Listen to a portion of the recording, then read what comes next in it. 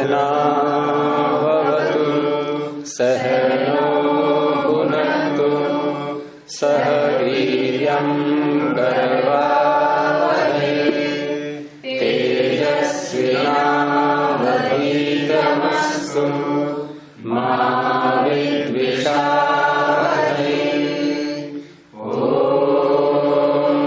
शांति शांति शांति।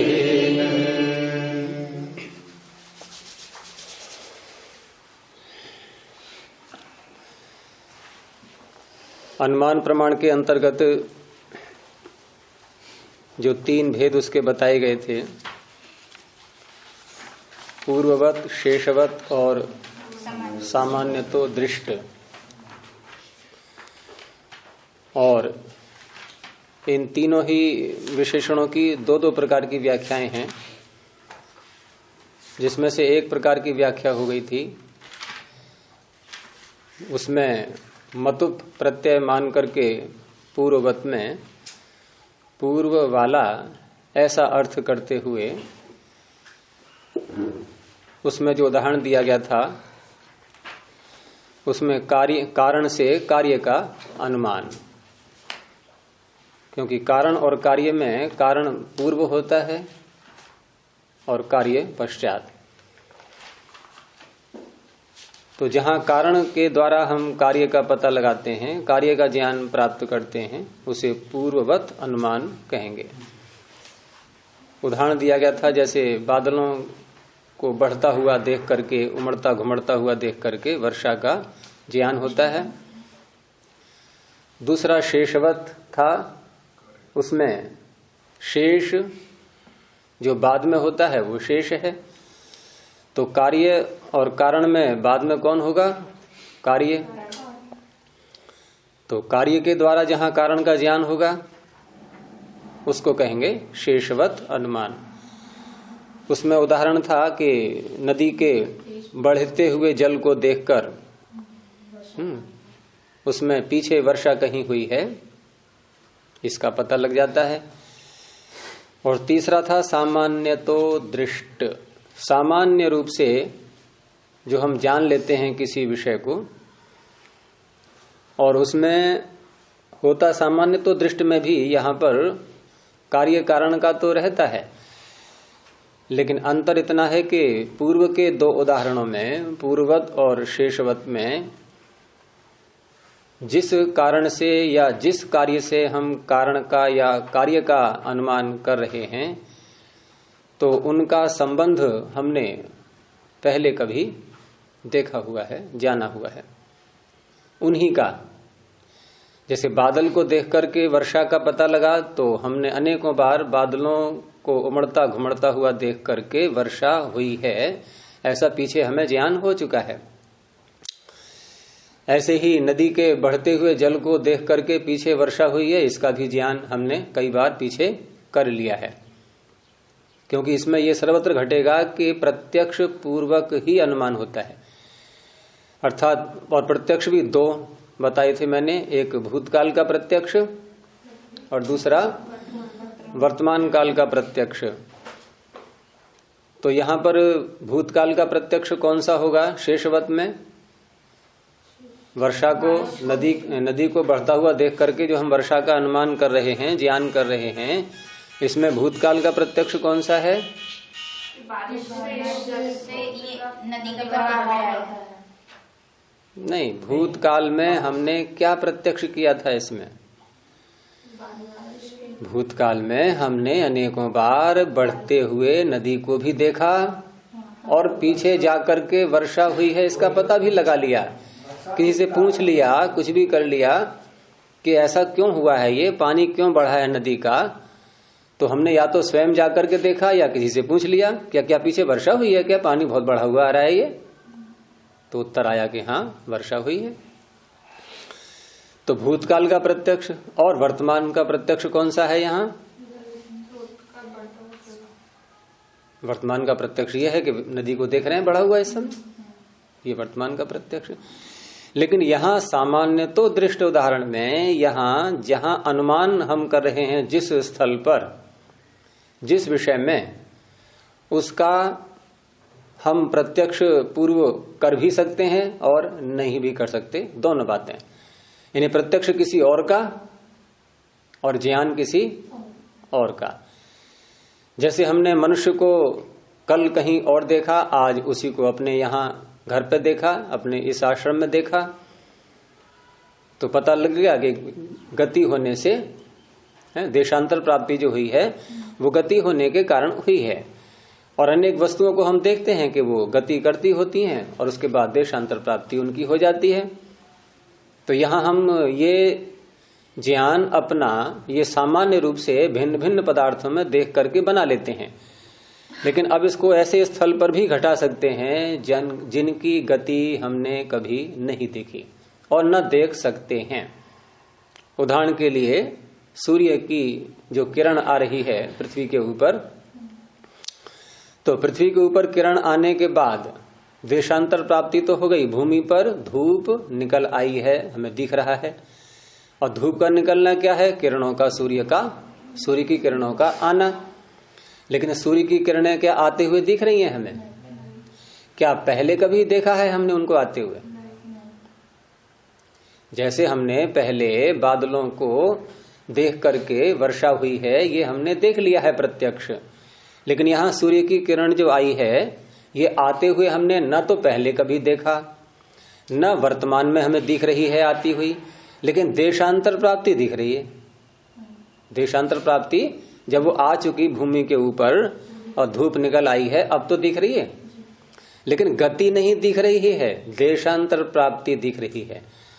देशांतर प्राप्ति और गति, इन दोनों में कौन कार्य है और कौन कारण है?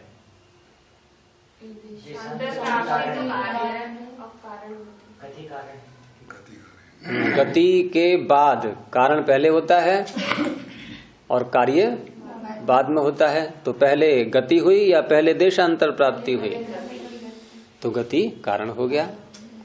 अब यहाँ पर देशांतर प्राप्ति जो कार्य है, तो कार्य को देख करके हमें कारण का अनुमान हुआ। कौन सा अनुमान हुआ? कि गति हुई है, ठीक है ना। लेकिन गति हमने उसकी पहले कभी देखी नहीं, तो प्रत्यक्ष पूर्वक कैसे बनेगा फिर? ये दोनों प्रकार के प्रत्यक्ष कैसे आएंगे इसमें? वर्तमान का प्रत्यक्ष तो ठीक है, देशांतर प्राप्ति हमें दिख रही है, प्रत्यक्ष हो गया, लेकिन भूतकाल का प्रत्यक्ष कैसे घटाएंगे? क्योंकि हमने कभी पहले कभी दूसरे अन्य जगह पे देखा हाँ, अन्य वस्तुओं में देखा, अन्य वस्तुओं देखा है जो गति करती है, देशांतर उन्हीं का होता है। तो ये जो प्रत्यक्ष है ये ऐसा है, पहले वाला प्रत्यक्ष, कि ये अन्य किसी पदार्थ में किया है हमने, लेकिन किरणों के साथ तो नहीं किया।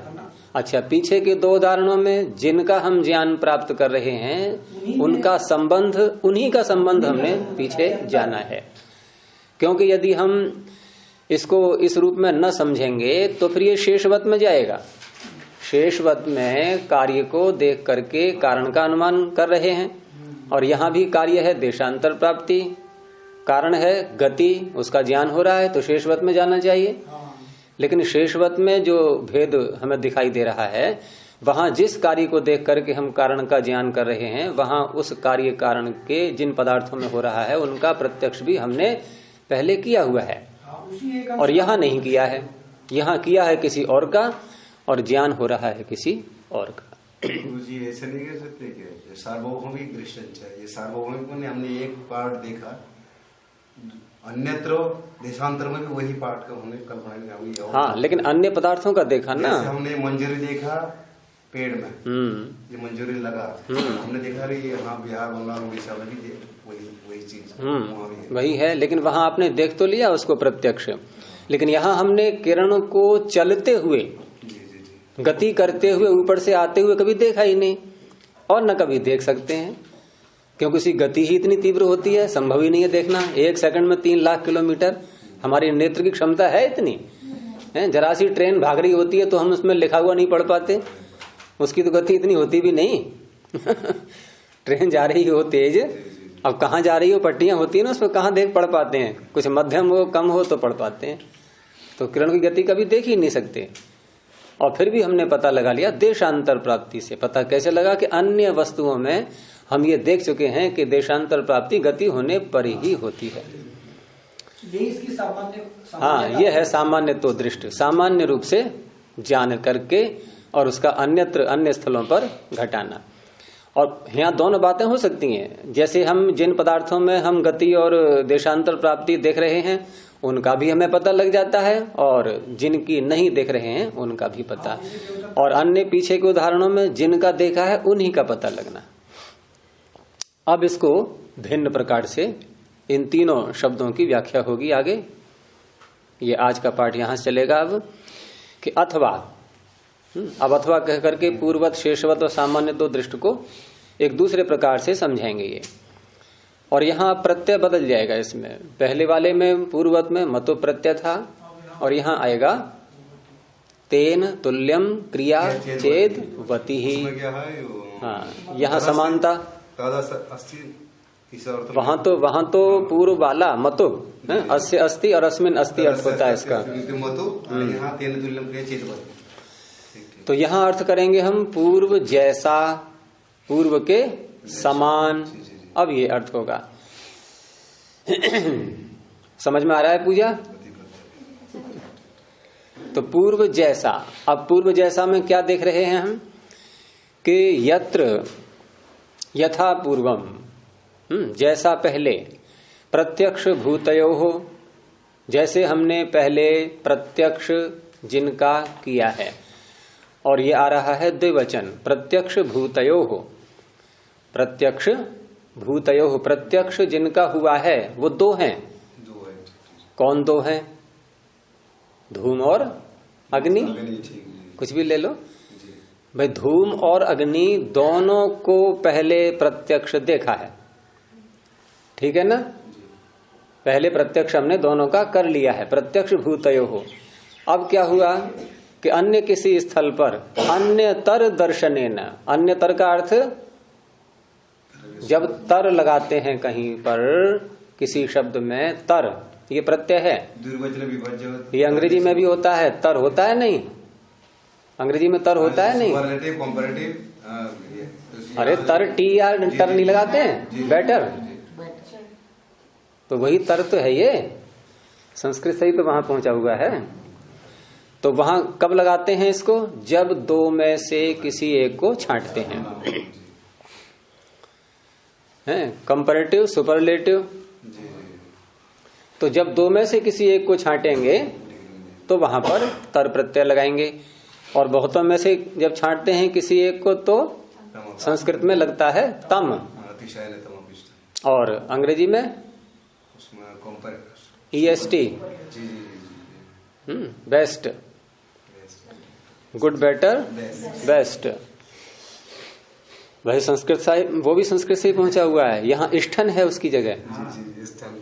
असल में हुआ ये है कि संस्कृत में दो दो प्रत्यय हैं, जब दो में से एक को छांटेंगे वहां भी दो प्रत्यय हैं, तरप, तरप और ईयसुन, ईयसुन। और बहुतों में से एक को छांटेंगे तब भी दो प्रत्यय हैं, तमप, इष्ठन, तरप, ईयसुन, तमप, इष्ठन, ये जोड़े हैं इनके अलग अलग।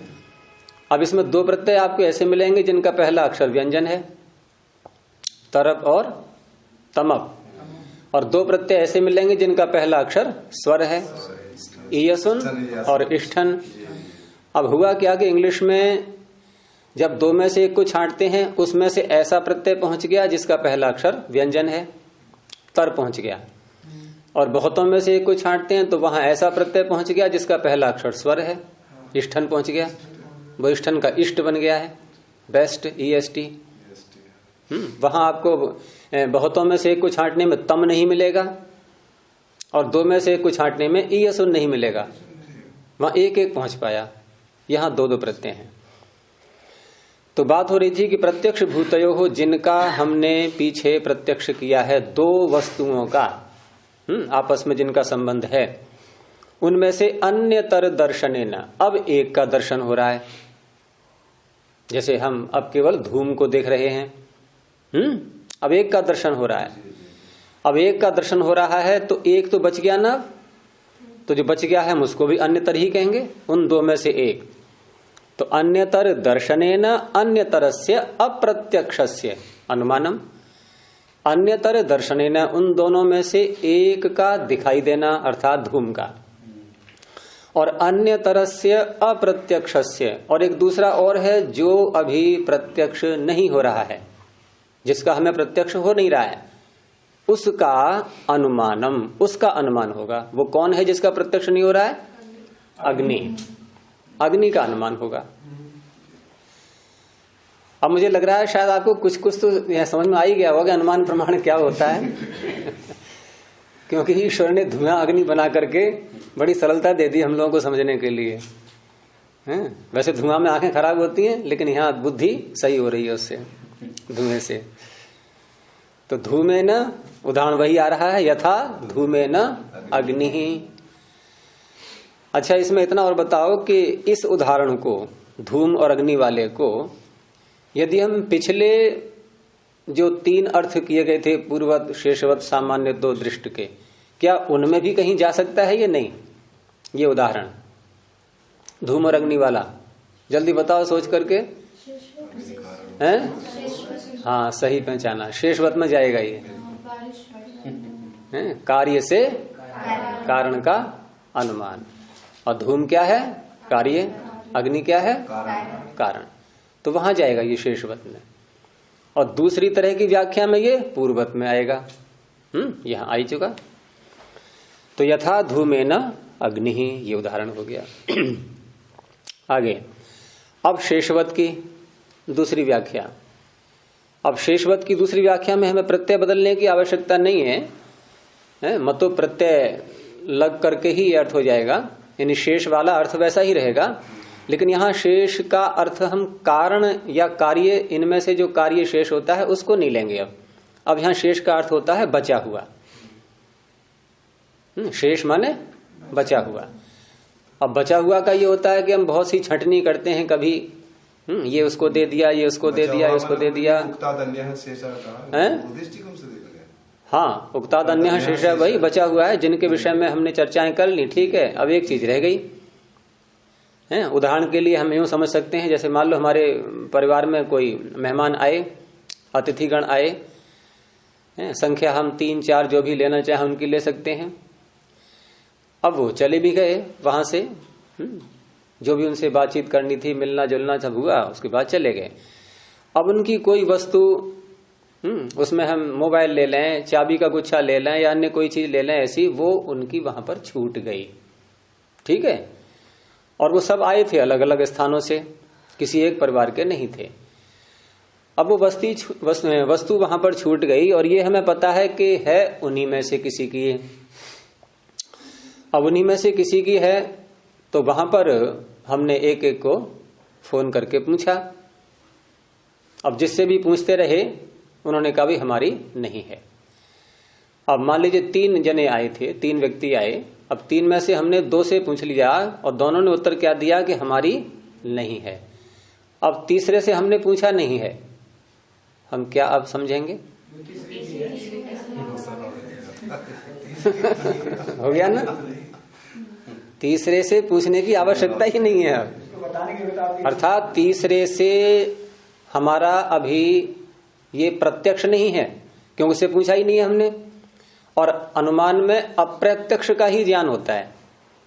तो जिससे हमने पूछा नहीं है, जिसका हमने प्रत्यक्ष नहीं किया अभी तक, और उसका हमें पता लग गया कि यह वस्तु उसी की है, तो शेष माने बचा हुआ तीसरा ही था वो। और तीसरे के साथ हमने उस वस्तु का जो हमारे यहाँ रह गई थी परिवार में, उसको हमने संबंध उसका जोड़ दिया कि ये इसी की है। यहाँ कोई कार्य कारण वाली बात नहीं है, ये केवल संबंध वाली बात है आपस में किसी वस्तु का, क्योंकि पीछे के उदाहरणों में कार्य कारण चल रहा था अब तक। तो आगे वही समझाएंगे। तो शेषवत नाम परिशेष। ऐसे ही मान लो रसोई में दूध रखा हुआ था, और घर की महिला ने, माता ने वहां दूध रखा, छोड़ दिया गिलास में या किसी पात्र में, कटोरे में। अब दूध रखा है, लेकिन कुछ देर बाद देखा कि दूध तो गायब, उसमें से पात्र खाली पड़ा हुआ है, रसोई का दरवाजा खुला हुआ है। अब उसने ध्यान दिया कि अपने बच्चों के ऊपर कि मेरे 3 बच्चे हैं, एक तो स्कूल पढ़ने चला गया है, दूसरे को मैंने बाजार सामान लेने भेजा है, तीसरा खेत पर काम करने गया है, बच्चा तो कोई है ही नहीं यहाँ पर, और दूध तो गायब हो रहा है वहां से। बिल्ली चट गई। फिर देखा कि घर में बिल्ली भी है एक है, या कुत्ता है तो शेष पर ही सीधा हमारा ध्यान पहुंचेगा कि इसी ने पी लिया। तो ऐसे ही सम्मान को उन घटाते दोनों में हैं। से किसको बोलेंगे? नहीं, एक को मानो, या तो घर में कुत्ता है या बिल्ली है। अच्छा नहीं, अगर दोनों को मान भी लेंगे तो एक बंधा हुआ है, एक बाधा होगा, ठीक है, एक खुला हुआ है बिल्ली है।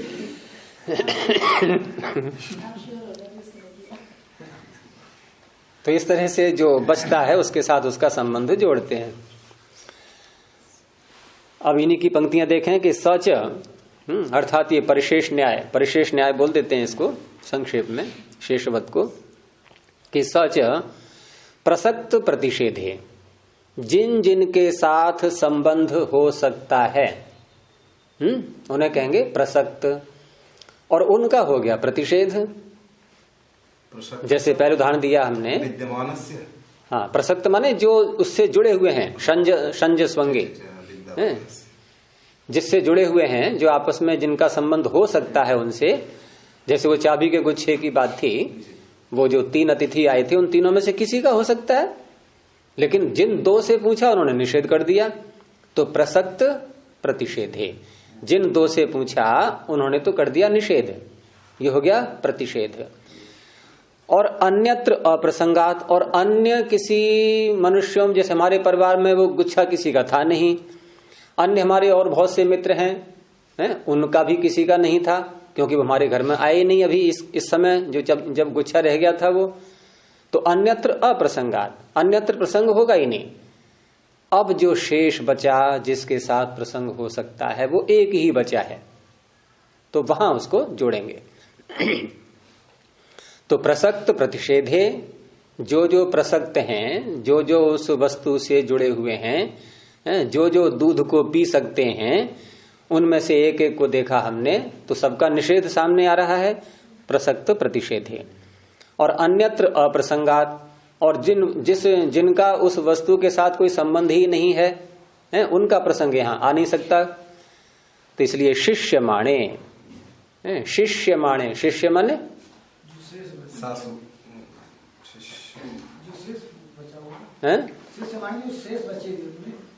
शिष्य किसे कहते हैं? शिष्य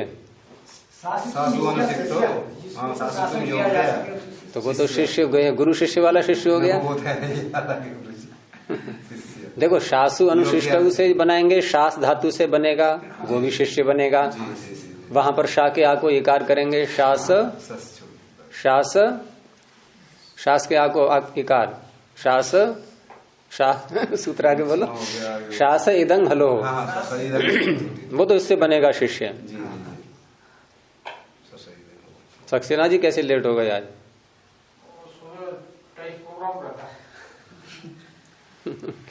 तो शिष्य वो अलग है, और यहाँ शिष्य धातु ही है, ये जिसे शेष शब्द बनता है वही धातु शेष है, उसी का प्रयोग है ये शिष्य माणे। तो शिष्य माणे माने बचे हुए में सम प्रत्यय हमारा ज्ञान हो जाता है, अनुमान प्रमाण का प्रयोग हो जाता है वहां पर। अब यहाँ जो उदाहरण दे रहे हैं, ये मैंने जो आपको उदाहरण दिया था वो थोड़े लौकिक और सरल उदाहरण दिए थे। अब ये थोड़ा शास्त्रीय उदाहरण है, लेकिन ये भी समझ में आएगा, हम उसी शैली से चलेंगे, इसको जटिल नहीं बनाएंगे।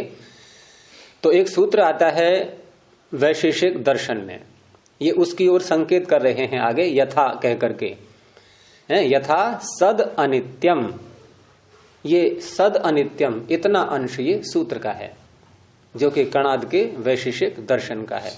इसको इन्वर्टेड कॉमा में करना चाहो तो कर लो अलग, सद अनित्यम, सद अनित्यम इतना। ये कणाद के वैशेषिक दर्शन में ये पहले अध्याय के पहले आने का ही 8वां सूत्र है, प्रारंभ का ही है ये। क्योंकि आगे जो आ रहा है ना, एवं आदिना, तो एवं आदिना ये स्वयं ये शब्द बता रहा है कि ये सूत्र का अंश है। क्योंकि एवं आदिना कब बोलेंगे हम? अर्थात इस प्रकार के इत्यादि के द्वारा, सद अनित्यम। तो सूत्र इस प्रकार से आता है उसमें जहां पर द्रव्य, गुण और कर्म, इनके समान धर्म बताए गए हैं, कि इन तीनों में ऐसे कौन से धर्म हैं जो तीनों में रहते हैं समान धर्म। तो सद अनित्यम द्रव्यवत कार्यम कारणम सामान्य विशेषवद इति द्रव्य गुण कर्मणाम अविशेषः। थोड़ा लंबा सूत्र है ये। तो वहां पर द्रव्य गुण और कर्म इनके कौन कौन से धर्म समान होते हैं? तो सत, ये पहला धर्म। सत का अर्थ यहां पर सत्ता जाति। सत्ता का अर्थ होना, भाई होना सब में घटेगा। द्रव्य है, गुण है, कर्म है, जहां जहां भी हम है बोलते हैं तो इसका अर्थ है उस वस्तु में सत्ता नाम की जाति है। और सत्ता नाम की जाति सबसे बड़ी भी होती है। अब वो विषय थोड़ा अलग बन जाएगा, विस्तार से बाद में कभी देखेंगे उसको। तो द्रव्य गुण और कर्म इन तीनों में सत्ता जाति भी है। दूसरा अनित्यम, और ये अनित्य भी होते हैं। अब अनित्य अर्थात द्रव्य भी अनित्य, गुण भी अनित्य, कर्म भी अनित्य। तो ये द्रव्य अनित्य ही होते हैं, नित्य नहीं होते क्या? ईश्वर, जीव, ये द्रव्य है कि नहीं है? तो ये तो नित्य हैं। तो यहां पर हम उत्पन्न द्रव्यों को लेंगे। उत्पन्न द्रव्य जितने भी होते हैं वो सब अनित्य होते हैं, क्योंकि ये जो लक्षण बताया जा रहा है ये उत्पन्न द्रव्यों में घटेगा, और जो उत्पन्न नहीं होता है वो नित्य होगा। तो सद अनित्यम अर्थात ये सत हैं, सत्ता जाति वाले, और अनित्य हैं। कौन कौन? द्रव्य, गुण, कर्म। तो इतनी बात समझ में आ गई। अब आगे बढ़ते हैं। ये क्यों बताया गया, ये आगे समझ में आएगा कि ऐसा क्यों कहा गया। अब कणाद ने वैशेषिक दर्शन में 6 पदार्थों को गिना है। ये चर्चा मैंने पीछे भी की थी एक बार। द्रव्य गुण कर्म 3 तो यही हो गए, 3 और हैं उनके पदार्थ, सामान्य, विशेष और समवाय। तो 6 मिलकर के बन जाते हैं ये द्रव्य गुण कर्म सामान्य विशेष समवाय। इन्हीं 6 पदार्थों पर पूरा वैशेषिक दर्शन टिका हुआ है। जैसे हम बोलते हैं कि न्याय दर्शन में 16 पदार्थ, अर्थात 16 विषयों पर इन्होंने चर्चा की है। कणाद ने 6 विषयों पर चर्चा की है, द्रव्य गुण कर्म सामान्य विशेष समवाय। सामान्य और विशेष ये है जातियों के नाम। इसका अर्थ है जाति। सामान्य भी जाति होती है, विशेष भी जाति होती है। अंतर इतना है कि सामान्य बड़ी जाति और विशेष छोटी जाति। सामान्य विशेष जाति, सामान्य बड़ी जाति और विशेष छोटी जाति। जैसे हमने कहा कि जितने भी जिनके अंदर भी प्राण हैं वो प्राणी कहलाते हैं। जिनके अंदर भी प्राण हैं अर्थात सारी योनियां आ गई तो सब क्या है? ये प्राणी। तो सब में क्या है? प्राणित्व। ये जाति हो गई। जाति को बताने के लिए क्या त्व लगा दो या ता लगा दो, त्व या ता। तो बता कपिला, मनुष्य में कौन सी जाति है? अभी मैंने क्या कहा था? या तो त्व लगा दो या ता लगा दो। और मनुष्यता। पशु में कौन सी जाति है? और दोनों शब्दों में से कोई सा भी बोल सकते हैं। ठीक है, जाति को बोलने के लिए त्व या ता ऐसे करके बोल दो, वो जाति हो गई। हाँ, पशुत्व और पशुता दोनों जाति हैं। तो इस तरह से अभी हमने कहा कि सभी प्राणियों में कौन सी जाति है? प्राणित्व। अच्छा, अब हमने उन प्राणियों में से छांट लिया मनुष्यों को। अब मनुष्य में कौन सी जाति है? मनुष्यत्व। अब इसमें ये बताओ कि प्राणित्व जाति बड़ी है या मनुष्यत्व जाति बड़ी है?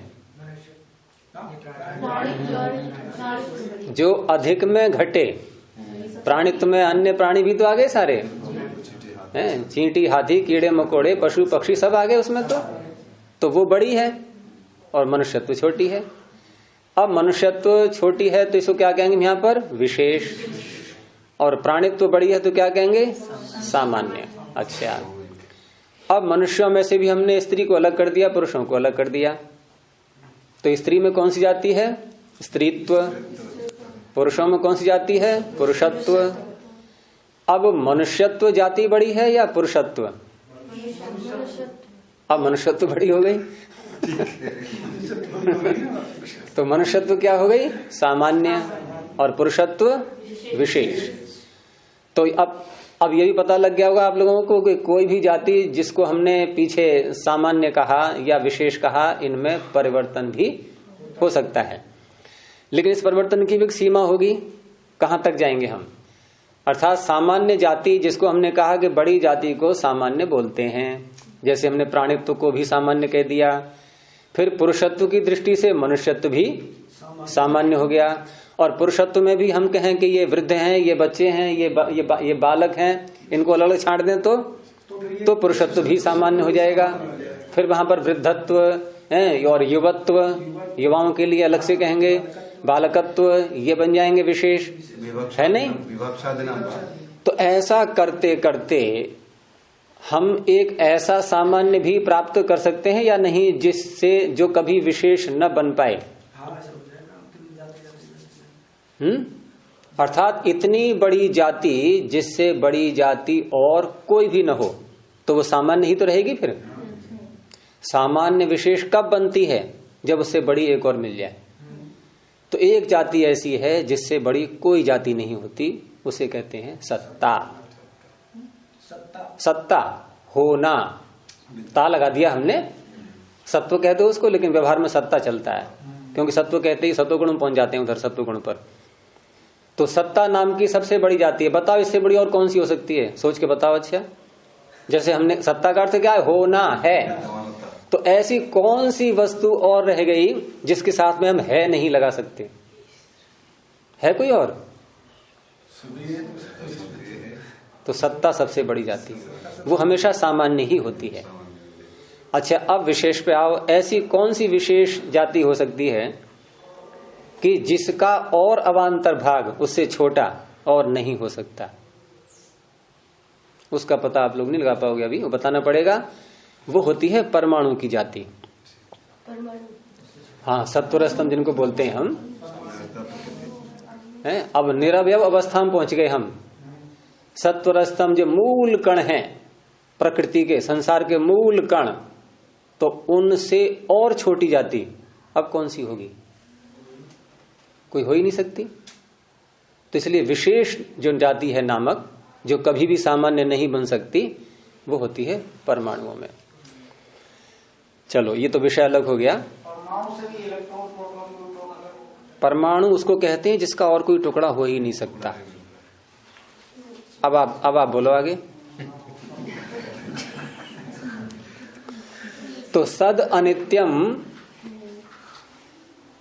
हाँ, अब जो मैं कह रहा था कि सामान्य विशेष, ये दोनों शब्द आगे समझ में, ये दोनों जातियों के नाम है, एक छोटी एक बड़ी, बस। अच्छा, और जाति को नित्य माना गया है। जाति को नित्य माना गया है। अब जाति को नित्य माना गया है, और पीछे मैंने कहा था कि द्रव्य, गुण और कर्म, इनमें दो धर्म समान बताए थे जो तीनों में है। वो क्या क्या बताया था? फिर दोहराओ उसके लिए। सत और अनित्य।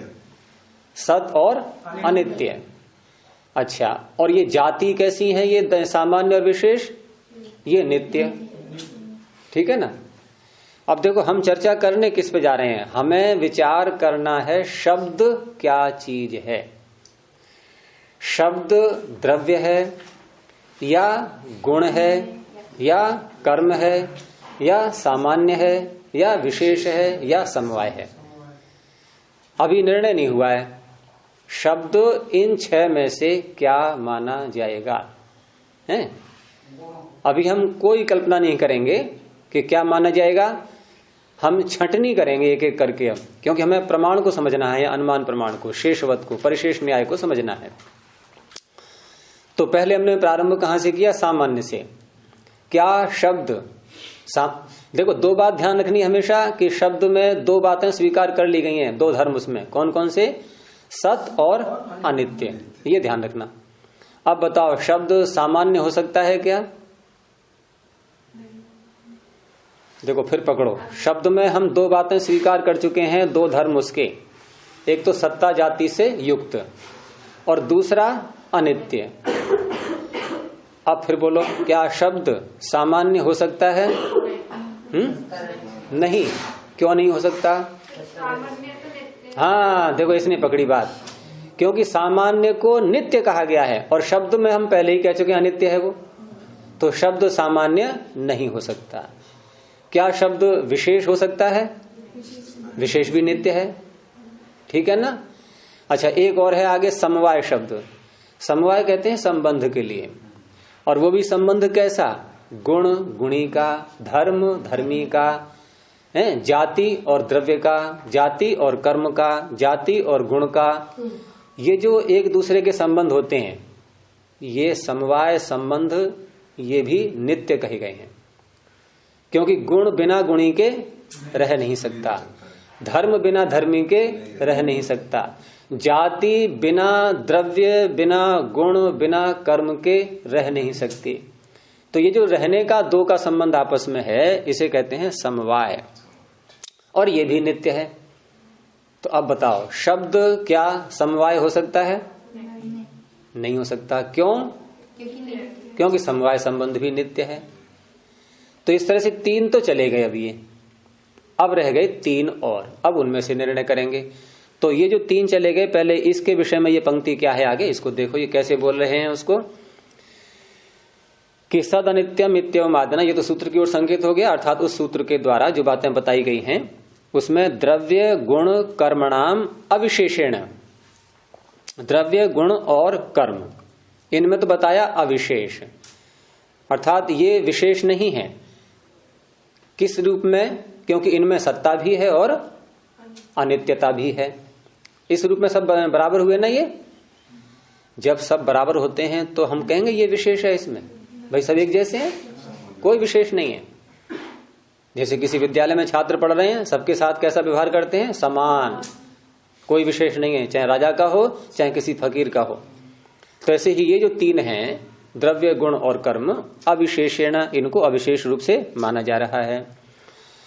और सामान्य विशेष समवायेभ्यो विभक्तस्य शब्दस्य, निर्णय करना है शब्द के विषय में कि शब्द जो है द्रव्य गुण कर्म तीनों में से कुछ भी हो सकता है, क्योंकि तीनों में जो दो धर्म हैं, सत्ता होना और अनित्यता होना, ये तीनों में समान है। तो इसलिए शब्द इनमें से कोई भी हो सकता है। लेकिन सामान्य विशेष समवायेभ्यो विभक्तस्य, सामान्य विशेष और समवाय से इसको विभक्त कर लिया गया है।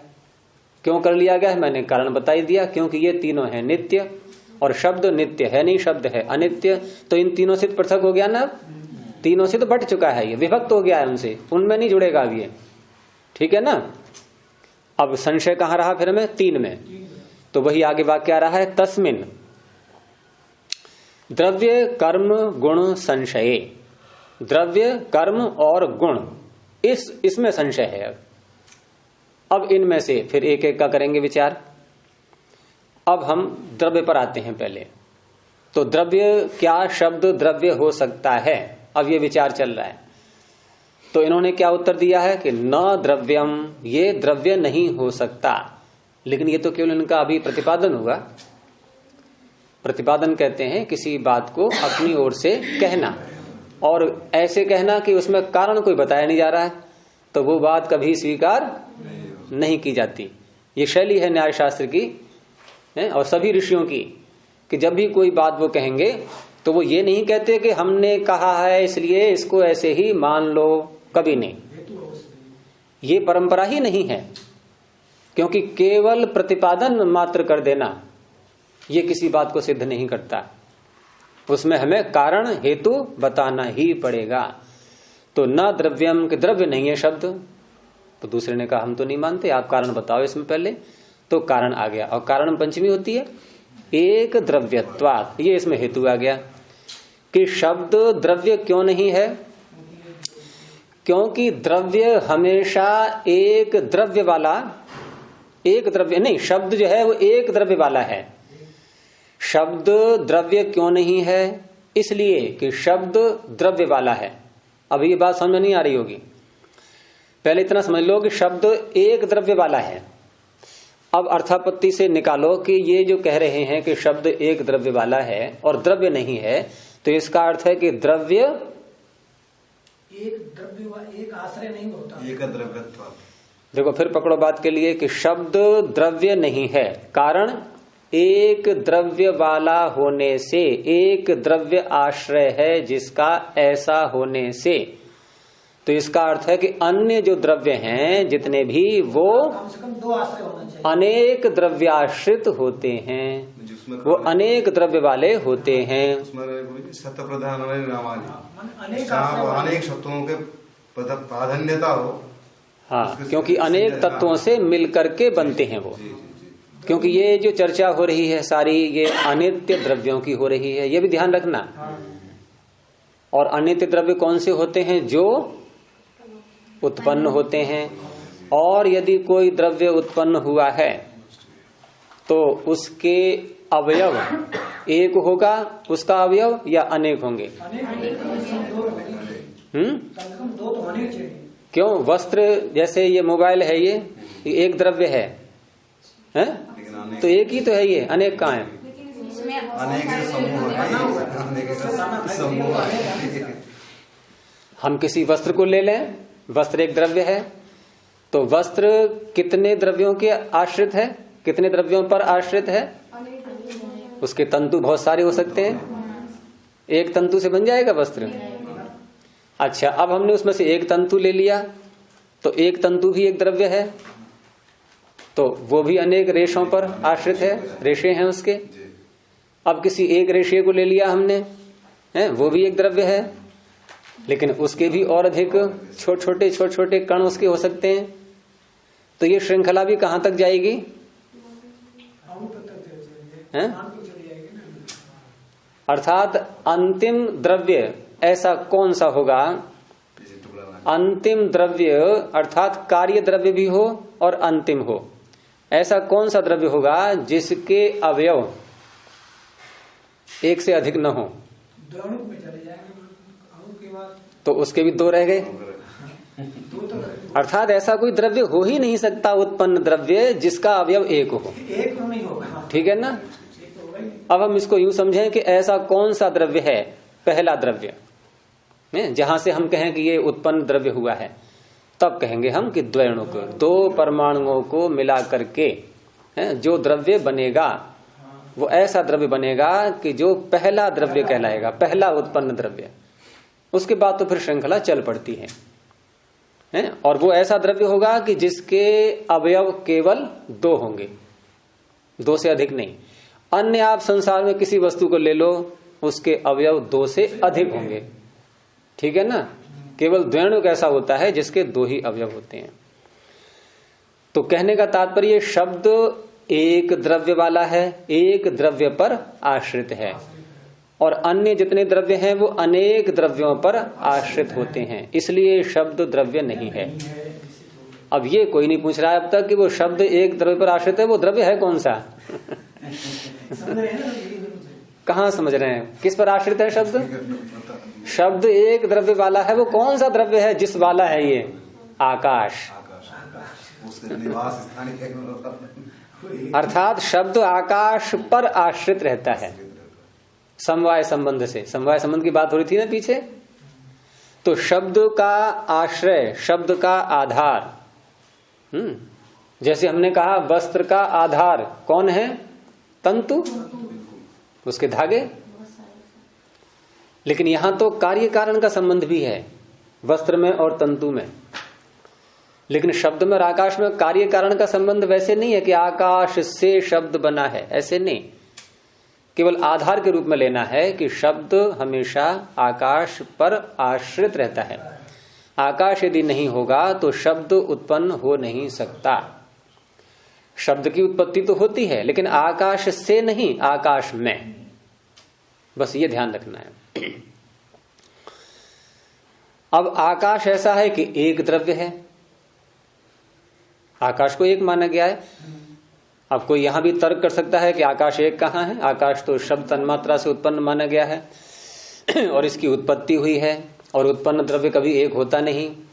लेकिन ये शब्द, ये जो शास्त्र हैं हमारे न्याय और वैशेषिक, ये व्यावहारिक शास्त्र, ये बार बार चर्चा हुई है। हमारे व्यवहार में आकाश हमेशा एक ही लगता है, हमें एक ही है वास्तव में, इसलिए आकाश को एक मान करके ही ये चर्चा प्रारंभ हो रही है। और शब्द का आधार जो है वो एक द्रव्य है और अन्य जो द्रव्य होते हैं उनके आधार अनेक द्रव्य होते हैं, इसलिए शब्द द्रव्य नहीं है। ठीक है, तो यहां तक निर्णय हुआ। अब रह गए दो, क्या क्या रह गए? दो, गुण और कर्म।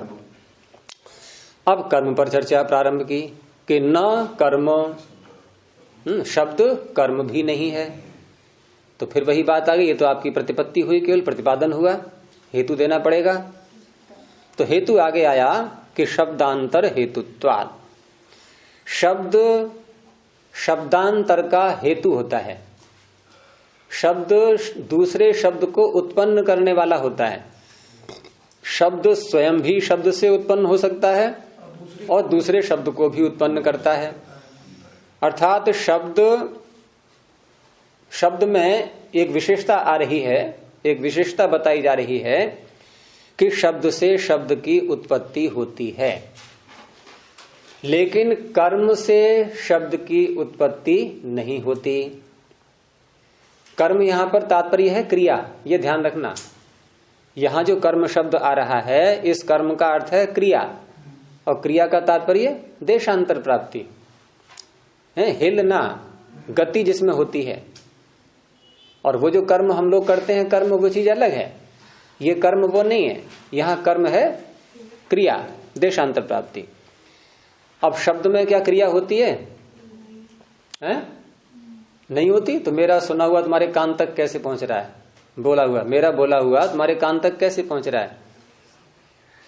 है? बिना क्रिया के। गति प्रवाह ना हो, सुनाई भी ना देते। तो क्रिया हो रही है शब्द में? नहीं, शब्द में क्रिया हो रही है? हाँ, नहीं होती क्रिया, शब्द में क्रिया नहीं होती। फिर पहुंचेगा कैसे? तो शब्द को उत्पन्न करता है। अर्थात मेरा बोला हुआ शब्द, किसी का भी बोला हुआ शब्द, वो बोलते ही जो ध्वनि जो उत्पन्न हुई है मुख में, वो ध्वनि अपनी जैसी दूसरी ध्वनि को उत्पन्न करेगी, और जो पहली वाली ध्वनि है वो नष्ट हो जाएगी। अब दूसरी तीसरी को उत्पन्न करेगी तो दूसरी नष्ट हो जाएगी, तीसरी चौथी को उत्पन्न करेगी, फिर तीसरी नष्ट हो जाएगी। तो ये कितनी उत्पत्तियां होंगी? क्योंकि इसको कैसे स्वीकार करें? जैसे कोई श्रृंखला हम बनाएं किसी किन्हीं पदार्थों की, जैसे देखा होगा बच्चे जो है खेल करते हैं कि ईंट खड़ी की यहाँ पर, फिर एक और खड़ी की थोड़ी दूर, फिर एक और खड़ी की थोड़ी दूर, ऐसे करके फिर क्या करते हैं, एक ईंट को धक्का दे दिया और वो सारी गिरती चली जाती है। देखा नहीं, कभी किया नहीं खेल ऐसे? हम लोगों ने खूब किया, ऐसे करते थे। तो क्या करते थे, कभी कभी गोल गोल बनाते थे उनको पूरा ऐसे करके ना, ऐसे करके और ऐसे करके, फिर और जलेबी की तरह, फिर अंत में बीच में समाप्त कर दिया। अब अंत वाली ईंट है, वहां से धक्का देना प्रारंभ किया। अब वो ऐसे करके गिर रही हैं, गिरती हुई आ रही हैं, गोल गोल करके सारी इस तरह से। तो ऐसे ही हम यहाँ पर शब्द उत्पन्न हुआ, फिर इसने दूसरे को उत्पन्न किया, फिर तीसरे हुआ, फिर चौथा हुआ, फिर पांचवा हुआ। अब जहां तक शब्द जा रहा है वहां तक कितने बन जाएंगे कुछ नहीं कह सकते, लेकिन शब्द में क्रिया नहीं होती, बस ये समझना है। शब्द आगे नहीं बढ़ सकता है। हाँ, सुनने में थोड़ा वैसा लग रहा होगा क्योंकि ये तुम्हारे लिए नए विषय हैं अभी। शब्द में क्रिया नहीं होती, ये दर्शन का सिद्धांत है। तो आगे कैसे पहुंचेगा फिर वो? तो आगे वो स्वयं नहीं जाएगा, वो अपने जैसे दूसरे को उत्पन्न करेगा, फिर वो भी आगे नहीं जाएगा, वो किसी और को उत्पन्न करेगा। अब जहां तक भी जाना है। अब ये शब्द की तीव्रता की बात है कि प्रारंभ में जो उत्पत्ति हुई थी वो कितनी प्रबल थी, कितनी मजबूत थी, और उसी के आधार पर अंतिम उत्पत्ति कहां तक होगी। अब अंतिम जो शब्द उत्पन्न होगा, जहां अब उसकी बिल्कुल मंदता हो चुकी है, आगे क्षमता ही नहीं है उसको दूसरे को उत्पन्न करने की, वो वहीं नष्ट हो जाएगा, वो किसी और को उत्पन्न नहीं कर सकता। तो इस तरह से शब्द में ये सिद्धांत स्वीकार किया गया है। तो बात यह है कि शब्द शब्द को उत्पन्न करता है, ये इसकी विशेषता है। लेकिन कर्म अर्थात क्रिया क्रिया क्रिया को उत्पन्न नहीं करती। क्रिया शब्द को भी उत्पन्न नहीं करती और क्रिया क्रिया को भी उत्पन्न नहीं करती, और न ही क्रिया क्रिया से उत्पन्न होती है। क्रिया क्रिया को उत्पन्न नहीं करती, या करती है? क्यों? यहां पर मान लो एक गेंद रखी है और मेरे पास एक गेंद यहां पर और है। अब मैंने इस गेंद को धक्का दे करके उस गेंद पे मारा, फिर वो गेंद चलने लगी। तो इस पहले वाली गेंद की क्रिया ने दूसरी गेंद में क्रिया उत्पन्न कर दी कि नहीं है? हाँ, लेकिन सिद्धांत है क्रिया क्रिया को उत्पन्न नहीं कर सकती। सिद्धांत यही है। अब समझना है हमें कि हुआ क्या, ये क्रिया क्रिया को उत्पन्न कभी नहीं कर सकती, ये सिद्धांत है। अब क्या हुआ फिर? गेंद से गेंद में टक्कर लगी। तो हुआ ये कि प्रथम गेंद ने जब क्रिया की है, ये क्रिया, इस क्रिया से संयोग उत्पन्न हुआ है दूसरी गेंद के साथ पहली गेंद का संयोग। संयोग समझ में आ रहा है ना? उनका मिलना, आपस में टकराना, आघात। तो संयोग ये गुण का नाम है, ये क्रिया का नाम नहीं है। तो क्रिया ने क्या उत्पन्न किया? संयोग। ठीक है ना? अब संयोग ने एक और कार्य किया है, यहां दिखाई कुछ ना देगा कि कहां क्या हो रहा है, ये बस केवल बौद्धिक समझ लो उसके लिए कि संयोग ने अब किया है वेग को उत्पन्न, और वेग भी कर्म है, वो गुण है। 24 गुण है, ये 24 गुण में संयोग और वेग भी आ रहे हैं। तो क्रिया ने संयोग को उत्पन्न किया, संयोग ने वेग को उत्पन्न किया। संयोग गुण है, वेग गुण है। अब वेग गुण ने क्रिया को उत्पन्न किया है। आगे क्रिया ने क्रिया को उत्पन्न नहीं किया, बीच में दो चीज और आ चुकी हैं। दो चीजें बीच में जब बहिष्ठ चलेगा ना, ये तो विषय दूसरे शास्त्र का है, वो तो यहाँ प्रसंग आ गया इसलिए बताना पड़ रहा है। अभी जितना समझ में आ रहा है उतना समझ लो, आगे फिर दूसरा दर्शन चलेगा तो पूरा समझ में आएगा। तो संयोग और वेग, यहां संयोग की उत्पत्ति हुई क्रिया से, और संयोग ने वेग को उत्पन्न किया है, वो भी गुण है, और वेग ने फिर अगली क्रिया को उत्पन्न किया है। तो इस तरह से ये क्रिया क्रिया को नहीं उत्पन्न कर सकती, ये सिद्धांत अपनी जगह स्थिर है। अब जब कर्म में ये क्रिया में ये भेद है शब्द की दृष्टि से कि शब्द तो शब्दांतर को उत्पन्न कर सकता है, लेकिन कर्म कर्मांतर को उत्पन्न नहीं कर सकता, इसलिए शब्द कर्म नहीं है। हो गया ना निश्चय? अब क्या रह गया? तो उसमें निर्णय करें क्या? फिर उसमें भी चर्चा करनी पड़ेगी। वो तो हो गया, यानी शब्द गुण ही है, क्योंकि चर्चा सारी शब्द के ऊपर हो रही थी कि शब्द क्या है ये। तो छटनी करते करते परिशेष, शेष कौन बचा? गुण। तो अब गुण की मोहर शब्द पर लगा देंगे, ठप्पा लग गया। अब भाई गुण ही है, अब तो और कुछ भी नहीं है, क्योंकि सब जांच कर करके देख लिया। तो वही आगे वाक्य आ रहा है, यस्तु शिष्यते, जो बच गया, सह अयम, वह यह है, इति शब्दस्य गुणत्व प्रतिपत्ति, शब्द के गुण होने का ज्ञान हो जाता है। तो ये अनुमान ऐसे चलाइए।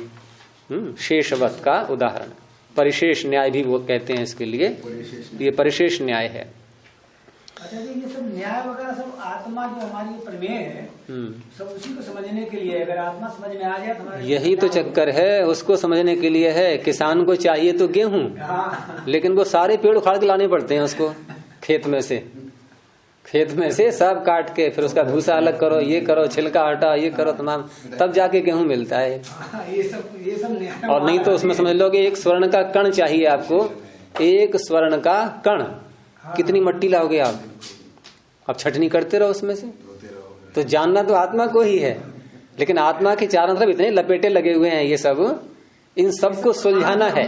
लौकिक समझ रहे हैं, इन सब प्रमाणों को वहां लगाना है, तब जाकर के ये सारी ग्रंथियां, क्योंकि यहाँ पर ये क्या हो रहा है, ये हो रहा है प्रिपरेशन, तैयारियां, तैयारी हो रही है अपनी बुद्धि को उस योग्य बनाने की कि आत्मा को समझ सके, ये उसकी सारी तैयारियां हो रही हैं।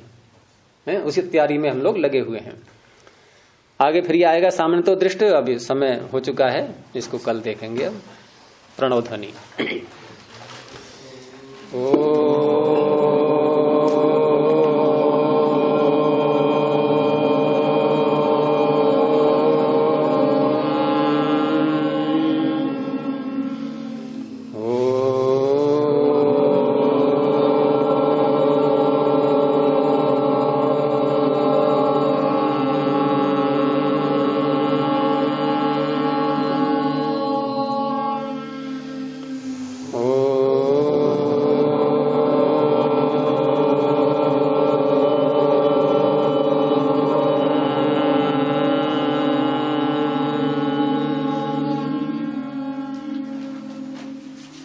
सर्वेभ्यो नमः।